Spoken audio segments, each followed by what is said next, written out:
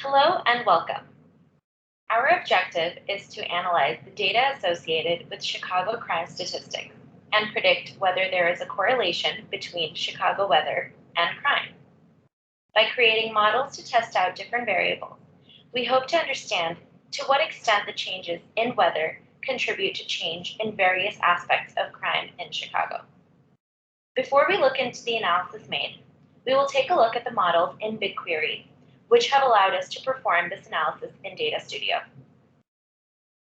Our archival dataset is Chicago weather, obtained from the National Oceanic and Atmospheric Administration, and our streaming Chicago crime dataset was publicly available on GCP and is updated 2 times a day. Using a batch job, we brought in Chicago weather dataset from the bucket into a PubSub topic. After that, we set up a streaming job that transferred weather data from PubSub to BigQuery. We took an average of all the numerical variables in Chicago weather and created a separate table called Chicago weather average, as you can see here. After choosing 12 weather variables, most pertinent to our analysis, averaging them to group by date, we have combined crime and weather datasets into one table called Combined Crime Weather.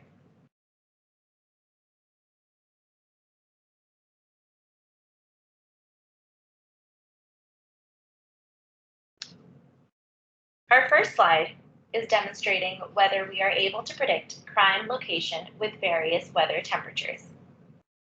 Based on the below data, we can see a high correlation among weather and temperature. When temperatures are above 80 degrees Fahrenheit, most of crime happens on the streets. When the temperatures are below 60 degrees Fahrenheit, most of the crime happens indoors. We then looked into if we can predict Chicago crime rate based on month of the year, amount of snow, and wind.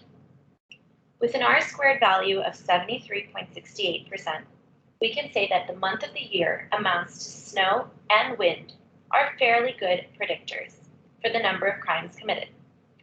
The scatter plot reveals that wind and snow alone might not be as good of predictors, so there might be other weather variables that make a bigger difference, like temperature, as we saw previously. The next variable we tried to determine correlation with was can primary type, crime type, average temperature, and community area be segmented? From the pie chart below, we can see that the volume of records is pretty well balanced across the 4 centroids.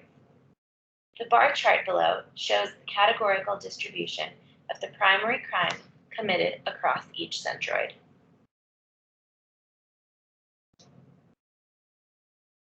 Finally, we took a deep dive on the patterns of violent crime, such as battery, assault, or homicide. We posed 2 questions here. Can we predict violent crime based on a day with precipitation? And what about days where there have been a multi-day period with rain? Our results were not what we had expected, and this is due to there not being enough data to train. When digging into the prediction, we could see that both models predicted everything as a battery, since it's such a disproportionate number of the violations. While we have a low but better than 50-50 chance of predicting the crime, we conclude that there isn't a link between violent crime and days with precipitation. With our deep dive analysis on different weather fields, we have the following recommendations for our client. Our client, the Chicago Police Department, would find these insights useful, as it would help them assign appropriate patrolling in crime-impacted neighborhoods based on the weather. These precautionary measures made proactively by the police can significantly decrease the overall crime statistics in the city of Chicago. Since weather above 80 degrees Fahrenheit results in crime happening on the streets, we recommend more officers be situated in public and recreational areas, such as parks, shopping centers, and outdoor malls in the summertime. When it rolls to colder months and temperature drops below 60 degrees Fahrenheit, we recommend the 911 dispatch hotline have more officers so that any indoor crimes can be addressed immediately. Thank you for your time.